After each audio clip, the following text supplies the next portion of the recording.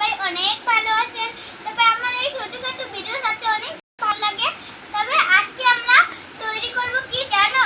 তবে আমরা তৈরি করছি একটা জানি সাপের দাঁত দিয়ে দিব। প্রথমে আমরা দাঁতটা না দিলে আমার হবে না।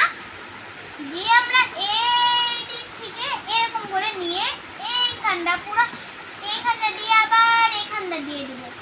দেন আমাদের পাতাটা একটু সুন্দর হয়, ছয়টা একটু সুন্দর হবে। তার জন্য আমরা পুরো এটাকে এখানটা এরকম ঠিক দিয়ে আবার আমরা প্রথম থেকে এরকম করে দিয়ে দেবো।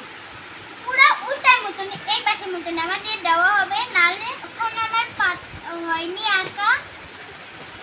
তবে আঁকা আপনারা অনেকেই জানতে চান। তবে আমার তবে আমার এই ছোটখাটো একটা শাপলা ফুল এঁকেছিলাম। তবে আপনাদের ভালো লাগলে অবশ্যই লাইক করবেন আর আমার বসটাতে